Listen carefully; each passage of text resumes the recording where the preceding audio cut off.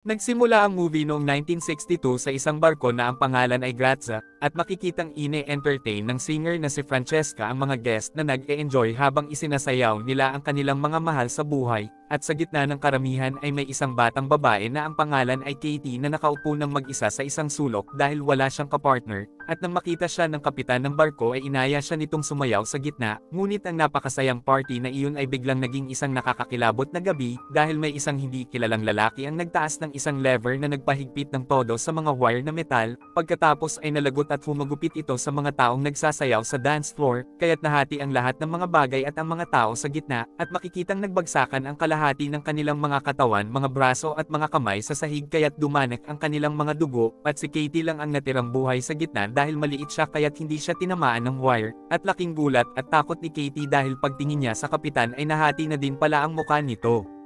At sa kasalukuyan ay ipinakita ang isang salvage crew na nagre-rescue ng isang barko sa gitna ng karagatan, at nag-celebrate sila dahil kumita sila ng malaki at naging matagumpay ang kanilang misyon. May 6 na members ang kanilang crew at may isang member silang isang babae na ang pangalan ay Maureen, may kasama din silang isang kapitan at ito ay si Captain Murphy na kanilang head.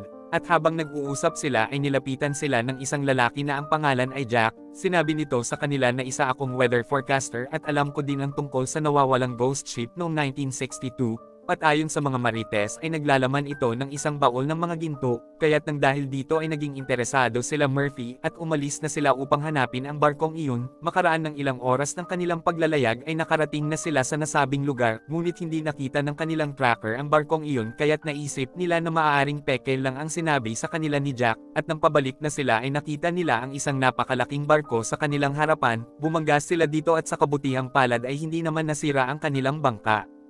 Naiwan sila Jack Greer at ang isang crew habang pumasok naman ang 4 sa loob ng barkong iyon, at pagkapasok pa lang ay nakarinig na sila ng mga nakakakilabot na mga ingay at mga bagay na gumagalaw ng mag-isa, ngunit isinisi na lang nila ito sa hangin at nagpatuloy na sila. Pagkatapos ay biglang gumalaw ng mag-isa ang isang Scrabble at bumuo ito ng salitang welcome aboard, at nang nasa upper deck na sila ay nahulog si Maunder sa isang butas ngunit nahawakan siya ni Maureen. At habang hinihila niya si Maunder ay biglang lumitaw si Katie at bigla din itong nawala, kaya't nang dahil dito ay hindi na napalagay si Maureen at hindi niya sinabi ito kahit kanino. Pagkatapos ay nakakita sila ng isang digital watch sa sahig at naisip nila na may nauna na sa kanila doon dahil wala naman ganitong klaseng relo noong 1962. Kinagabihan habang nag-iisa si Maureen ay nilapitan siya ni Jack dahil nakita nito na kinakabahan siya. Nang tanungin ni Maureen si Jack tungkol sa batang babae ay natahimik ito ng ilang sandali na may parang alam ito, at sa halip ay ipinayo niya kay Maureen na matulog na muna upang mawala na ang mga kakaibang nakikita nito. Nang sumunod na araw ay nagplano sila para sa kanilang susunod na gagawin. At nalaman nila na unti-unti nang lumulubog ang barko dahil may sira sa base nito, kaya't nagdesisyon sila na manatili sa ilalim ng tubig ng 3 araw upang gawin ito. Samantala nang makarating sa swimming pool area si Maureen ay nakita niya sa dingding ang mga tama ng bala, at nagtaka siya dito dahil ang alam nila ay namatay ang lahat ng mga pasahero ng dahil sa pagkalunod, at pagpanik niya upang makaalis sa swimming pool ay nakita niya ulit si Katie, kaya't nahulog siya sa hagdanan at nagdugo ang kanyang ulo, ngunit pagtingin niya sa itaas ay nakita niya si Jack sa mismong kinatatayuan ni Katie kanina. Pagkatapos ay umalis na sila nang hindi nila napapansin na nawala na ang dugo ni Maureen sa pool, at makikitang biglang umagos ang mga dugo sa mga tama ng bala sa dingding kaya't napuno ng dugo ang swimming pool, at nang buksan nila Maureen ang laundry room ay bigla silang itinulak ng napakalakas na agos ng tubig na may kasamang mga putol-putol na mga bangkay, kaya't nang dahil sa takot ay agad silang tumakbo at makikitang kusang naglock ang pinto na dinaanan nila kanina. Samantala ay nakarating naman si Captain Murphy sa Captain's Lounge at nakita niya doon ang isang bukas na bote ng alak, at nang inumin niya ang alak ay nakita niya ang namatay na kapitan ng barkong iyon sa salamin kaya't nabagsak niya ang baso. Nakarinig si Greer ng isang babaeng kumakanta kaya't hinanap niya ito ngunit hindi niya ito makita, at pag-alis niya ay makikitang tinitingnan siya ni Francesca na kumakanta sa mga guest noong 1962. Samantala ay nakita na nila Maureen at Jack ang isang baol na puno ng mga ginto na nagkakahalaga ng milyon-milyong dolyar, kaya't excited nilang tinawag ang kanilang mga kasama upang maipakita ang mga ito. At ngayon ay hindi na nila kailangang gawin pa ang barko at iuwi na lang nila ang kayamanan. Pagkatapos ay inilagay na nila ang lahat ng mga ginto sa kanilang bangka. Inayos na ng mekanikong si Santos ang makina upang may handa na ang bangka sa pag-alis nila, At wala siyang kaalam-alam na kusang bumukas ang tangke ng propane kaya't nag-leak ito at sumabog, at nang dahil dito ay nasunog si Santos at lumubog ang kanilang tugboat. Nashock silang lahat at nalungkot sa hindi nila inaasahang pagkamatay ni Santos. Wala na silang option ngayon kundi gawin ang ghost ship. At bago ang pagsabog ay nakita ulit ni Maureen si Katie na parang binibigyan siya nito ng babala tungkol sa pagsabog ngunit tila may pumigil naman dito, at sapat na itong dahilan upang malaman niya kung sino nga ba talaga si Katie.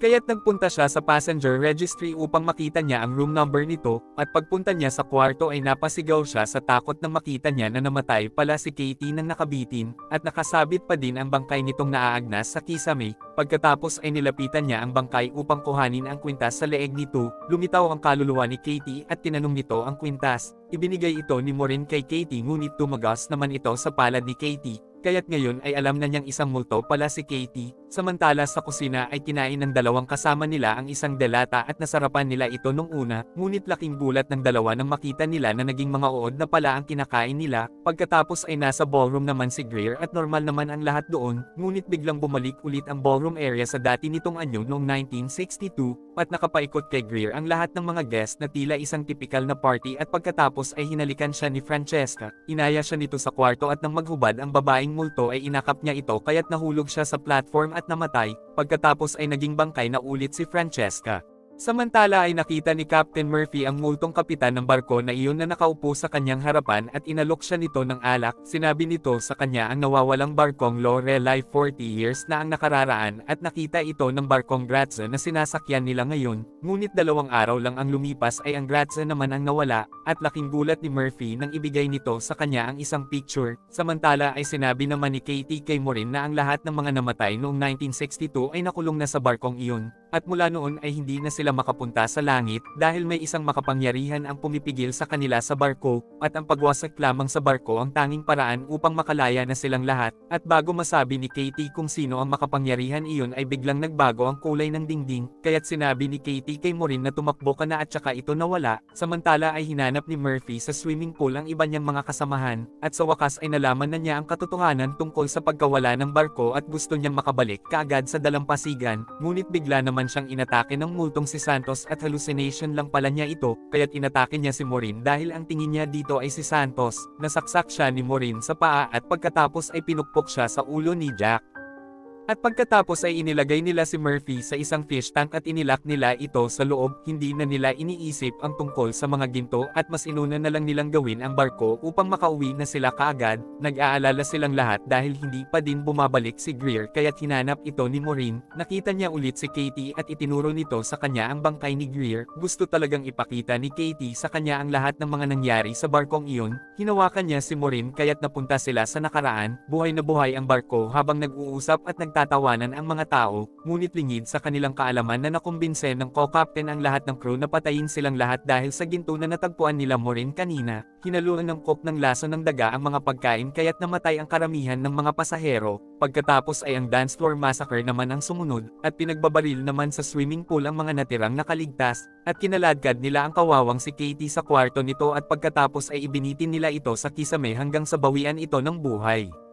At sa huli ay pinagkukuha na ng mga crew ang mga ginto ngunit pinagbabaril sila ng co-captain at magkasabwat pala sila ni Francesca, ngunit trinidor siya ni Francesca at binawian siya nito ng buhay, at ang totoo palang lover nito ay ibang lalaki. At ang lalaking ito pala ang mastermind ng lahat ng patayan. Matapos patayin ang daan-daang mga tao ay naghalikan silang dalawa ni Francesca, ngunit pinatay pa din ng lalaki si Francesca sa pamamagitan ng isang hook na humiwa sa leeg ng babae, at sa huli ay nabunyag na kung sino talaga ang lalaking iyon at walang iba ito kundi si Jack, isa siyang demonyong espiritu ng patay na makasalanan at ang gawain niya ay gawing makasalanan ang mga tao, at patayin ang mga ito upang madala niya ang mga kaluluwa nito sa impyerno. Naintindihan na ni Maureen ang lahat ngayon dahil si Jack naman talaga ang unang nagsabi sa kanila tungkol sa mga ginto sa barkong iyon.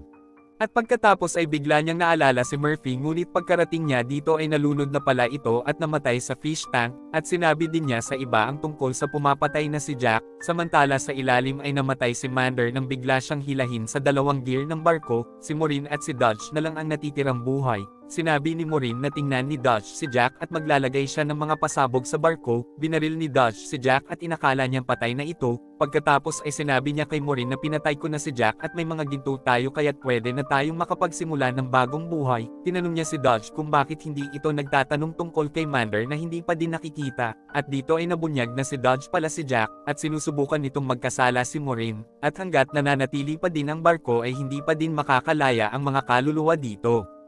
Alam ni Jack na isang mabuting tao si Maureen, kaya't inalok niya ito na hahayaan niya itong mabuhay basta wag lang nitong pakialaman ang kanyang mga rules, ngunit biglang pinasabog ni Maureen ang mga bomba kaya't sumabog ang buong barko kasama si Jack, at pagkatapos ay agad na tumalon si Maureen sa tubig, at biglang nagpakita si Katie at iniligtas siya nito, at sa wakas ay nakalaya na ang lahat ng mga kaluluwa ng mga namatay sa barkong iyon. Kinaumagahan ay natagpuan ng isang crew si Maureen na nakalutang sa isang kahon at iniligtas nila ito, at nakita niya ang mga kahon ng mga ginto na isinasakay sa isang cruise ship, at makikitang nabuhay muli si Jack at nagpaplano ito upang maipagpatuloy ang pag-ikot ng mga kasalanan, at sa huli habang nagsisisigaw si Maureen ay isinara na ang pintuan ng ambulansya. At dito na po nagtatapos ang ating movie. Mag-subscribe ka na po Lods para sa magagandang mga movie na katulad nito. Maraming salamat po sa iyong panunood at pagsuporta. Ingat po palagi Lods. God bless.